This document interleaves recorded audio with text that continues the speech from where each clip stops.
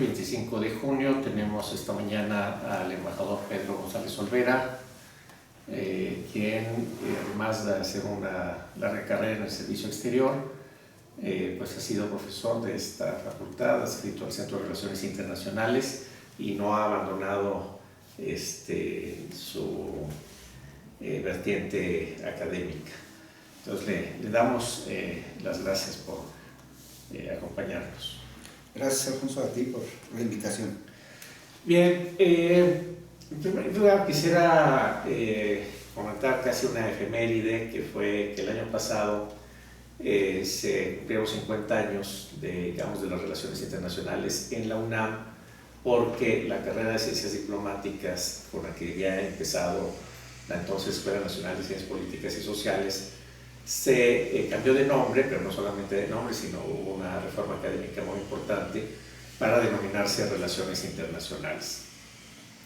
Quienes fueron testigos, digamos, de ese acontecimiento o tuvieron después que realizar pues los estudios y las adecuaciones necesarias para esta carrera de Relaciones Internacionales, comentaron que con esto, por una parte, se abrió el campo temático de conocimientos de la enseñanza de esta carrera comparada con ciencias diplomáticas.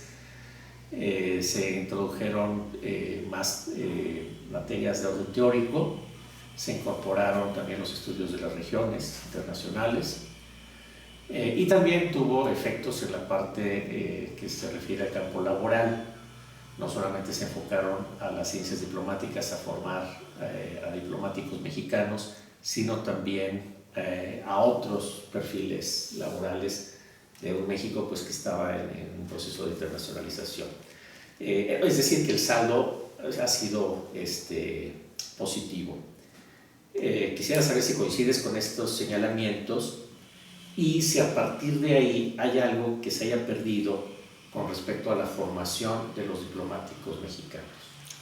Bueno, yo en general coincido contigo y con esta apreciación. Creo que el cambio de nombre y el cambio de plan de estudios, por supuesto, no se trató solamente de un cambio de nombre, permitió que aquellos aspirantes a formar parte de la diplomacia mexicana, del servicio exterior mexicano, tuvieran una concepción mucho más amplia del mundo, conforme se estaba ampliando también el mundo, ¿no? La propia diplomacia estaba teniendo cambios importantes en su actuar cotidiano. Ya no era solamente la relación política, digamos, entre estados, sino que empezó a hacerse señalamientos de una necesidad de participar más en las relaciones comerciales, en las relaciones económicas, por ejemplo, en las relaciones culturales, en las relaciones de cooperación. Entonces, esta ampliación de la perspectiva de la diplomacia necesitaba también una ampliación de la visión que deberíamos tener respecto a los planes de estudio de la carrera y de la formación inicial que debería tener no solamente el nuevo internacionalista, sino, pongámoslo incluso entre comillas, el viejo diplomático o los nuevos diplomáticos, ¿no? Entonces, esto a mí me pareció que le daba una perspectiva mucho más amplia y una capacidad más integradora para desarrollar su trabajo. Entonces, no es que se haya perdido, al contrario, yo creo que se ganó. Probablemente sí se haya descuidado un poco algunos temas, por ejemplo, en la redacción escrita, ¿no? donde la redacción escrita de la diplomacia es muy especializada y eso ya dejó de enseñarse en los planes de estudio. Creo que podríamos insistir en volver a enseñar ese tipo de cosas que son muy necesarias a la hora del trabajo cotidiano en el servicio exterior. Y un poco en ese sentido, ¿qué ha pasado con eso que se llamaba ciencias diplomáticas?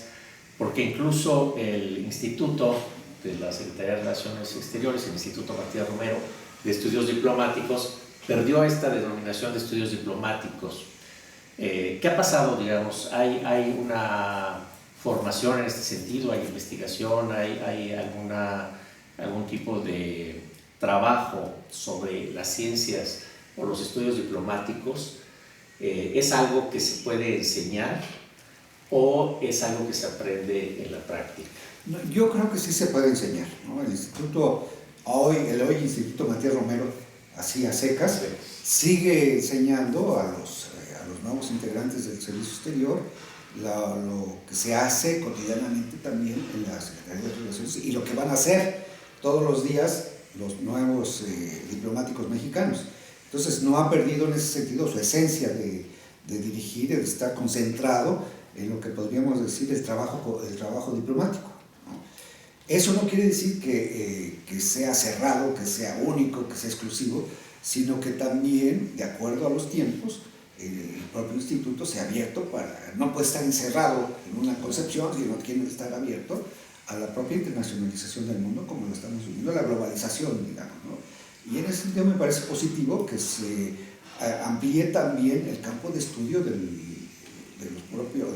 instituto, de lo que se enseña en el instituto, y que es la enseñanza formada tanto por especialistas de la propia Cancillería, que son los que enseñan lo que se hace en la Secretaría, pero también se ha abierto desde hace ya algún tiempo a expertos internacionalistas que vienen de otras instituciones, que no son diplomáticos y que nos enseñan también una perspectiva diferente. Por lo tanto, hay un complemento necesario e ideal para la formación del diplomático mexicano, ¿no? Y que lo capacita para trabajar todos los días, que es lo que necesitamos, a fin de cuentas, ¿no? El diplomático que trabaje todos los días, que arrastre el lápiz, como se dice en la propia diplomacia, que sepa redactar, que sepa hacer las notas y que al mismo tiempo sepa investigar y que sepa saber dónde poder obtener los datos necesarios para este trabajo, ¿no? En el área económica, por ejemplo, o en el área de coyuntura política, tiene que estar pendiente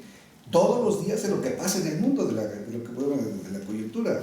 Uno a veces está trabajando en una área geográfica regional, ¿no? Y estás en la madrugada, cuando te pasa algo y tienes que despertar para empezar a estudiar y hacer un informe rápido sobre lo que está sucediendo, pero para poder hacer ese informe tienes que tener la formación necesaria que te capacite para hacerlo bien, a profundidad, ¿no? Con todos los elementos, o por lo menos con la mayoría de los elementos que se requieren para entender lo que está pasando en esa región y por lo tanto para entender lo que está pasando en el mundo. Bien, un poco en un aspecto más de índole personal, digamos, ¿qué fue lo que te motivó a estudiar relaciones internacionales? Y si había desde ese primer impulso un interés en el ingreso al Servicio Exterior Mexicano. Bueno, a mí desde muy joven a mí me interesaba lo que estaba pasando en el mundo, lo que sucedía, los acontecimientos. En casa soy hijo de un padre obrero que sin embargo se preocupaba por tener el periódico todos los días en casa, y entonces eso significaba que podía yo leerlo casi de cabo a rabo todos los días. Eso fue despertando un interés por lo que estaba pasando en el mundo. Cuando estaba yo ya en la preparatoria fue que decidí allí, cuando vi lo que había, lo que se enseñaba en la universidad, vi la carrera, el plan de estudios, fue que decidí que eso era lo que me interesaba, ¿no? Entonces empecé a estudiar en la facultad y desde muy joven también me integré como ayudante de profesor, como hacen casi todos los investigadores, ¿no? Que empiezan su carrera muy jóvenes, y me integré como ayudante de profesor, después como ayudante de investigador, como técnico académico, como profesor de tiempo completo, como funcionario. Pero después fue un fortuito mi ingreso al servicio exterior. La verdad que yo no lo había pensado como una vocación o como algo que podía ser un campo de trabajo alternativo, sino que todo se debió a, como pasa muchas veces en la vida de las personas, a cuestiones de coincidencia, fortuitas, de una invitación que me hicieron para trabajar en la Cancillería, y estando trabajando allá en la Cancillería fue que salió un concurso, decidí participar en él, lo aprobé y ya me quedé, y ahí descubrí que tenía yo vocación para trabajar en la diplomacia, para adaptarme a ambientes que no eran de nuestro país, que eran de fuera, y eso fue lo que me hizo quedarme pues más de 25 años en el Servicio Exterior Mexicano. Muy bien, un poco también en esta idea estás comentando esta experiencia académica, digamos, dentro de la la parte más teórica de las relaciones internacionales, y luego la parte del servicio exterior, que es una forma de la práctica, ¿no? Realmente siempre se señala la diferencia entre la teoría y la práctica. En este caso, ¿cuál ha sido tu experiencia, digamos? ¿Cuál es la diferencia entre lo que se enseña aquí o lo que se imparte en relaciones internacionales y la práctica diplomática en el servicio exterior? Bueno, a veces pensamos que la teoría que se enseña en la facultad no sirve para nada. Eso es un pensamiento, creo, un poco extendido cuando estás estudiando o cuando estás enseñando teoría de las relaciones internacionales. Los alumnos se quedan así un poco sorprendidos, porque dicen, ¿para qué me va a servir esto a la hora de ponerlo en práctica? Sin embargo, uno se da cuenta, o uno se da cuenta después, de que todas las teorías, la que tú ves, te sirven para ordenar en tu cabeza el mundo, para ordenar los acontecimientos, y no solamente para ordenarlos, sino para interpretarlos, ¿no? Entonces, cuando estás ya en la práctica, tú lo haces casi de manera automática, empiezas a analizar y empiezas primero a ordenar, ¿no? Y después a analizar y después incluso a hacer prospectiva, qué es lo que puede pasar, pero todo esto lo puedes hacer gracias a esa herramienta que fuiste acumulando durante la carrera, que traes en la cabeza, ¿no? Y aunque no te des cuenta, muchas veces lo haces ya casi de manera automática, ¿no? Pues, sí, no es gratuito ni es fortuito que hagas una interpretación sin tener relación con la teoría que aprendiste en la facultad, ¿no? Si no la hubieras aprendido durante los años que pasaste en la universidad, probablemente no estarías capacitado para hacer las interpretaciones que se hacen en el trabajo, no solamente diplomático, prácticamente en todas las áreas en las que trabaja el internacionalista actualmente, ¿no? Entonces, la teoría es fundamental, aunque no te des cuenta de eso, que es muy importante, ¿no? Durante la formación, ¿verdad? Durante la formación. Sí, lo que sea, a veces se considera algo que no tiene superfluo, que ninguna no tiene sentido, pero cuando haces una introspección sobre tu formación, te das cuenta que si lo que aprendiste en cuestiones de teoría, no podrías ser capaz de interpretar a lo que te estás enfrentando todos los días. Y un poco con respecto a las teorías, digamos, lo que encontramos ahí son distintos paradigmas, distintos puntos de vista, cada enfoque teórico es distinto. ¿Tienes alguna orientación teórica, alguna teoría que esté más cerca de tus análisis? Cuando yo empecé a hacer los análisis teóricos de alguna cuestión de la realidad, incluso mi tesis profesional de licenciatura, que hice conjuntamente con la doctora Elena Cid, utilizamos la teoría marxista para analizar. Pero después me fui decantando no por lo que pasó, no necesariamente, porque considero que la teoría sigue siendo muy útil para interpretar el mundo, pero yo me fui decantando por el realismo político. Creo que el realismo político está presente en toda la historia de la humanidad, por lo menos en toda la historia de la existencia de los estados, de las unidades políticas y de sus relaciones, ¿no? Y esa es la teoría que yo, incluso te digo, aún muchas veces, incluso sin darme cuenta, utilizo para interpretar los acontecimientos internacionales. Muy bien. ¿Y qué considerarías que necesita o requiere un estudiante de Relaciones Internacionales para incorporarse al Servicio Exterior Mexicano? Bueno, hay una cosa importante que me he dado cuenta en las aulas, es que actualmente los alumnos de Relaciones Internacionales no tienen muchos conocimientos de historia, ¿no? Y que habría que insistir mucho en esos conocimientos, porque de repente no saben qué es lo que pasó. Ahora el nuevo plan de estudios de Relaciones Internacionales ha incorporado 3 asignaturas de política exterior de México, ¿no? Desde la independencia hasta la actualidad. Y eso implica no solamente historia de la política exterior, sino historia de México necesariamente, ¿no? No puedes sacar una de la otra.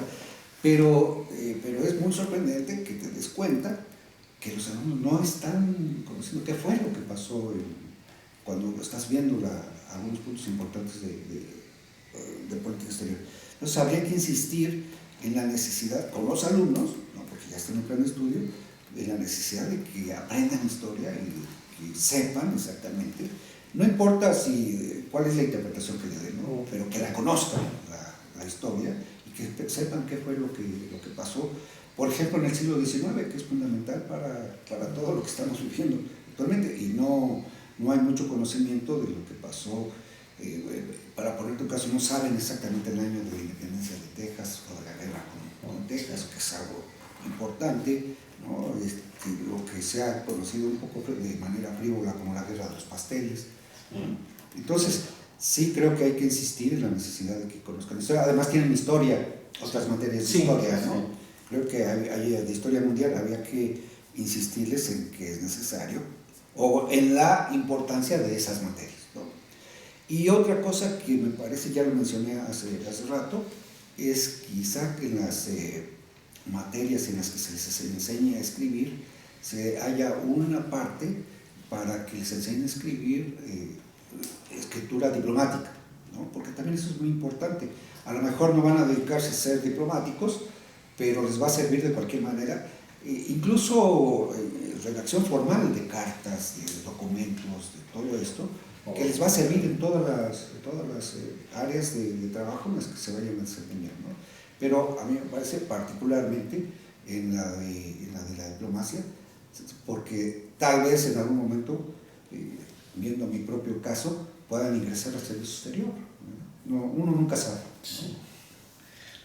Muy bien. Este sentido también, ¿qué peso tienen, ya lo comentaste un poco, las teorías, ¿no? En la formación diplomática?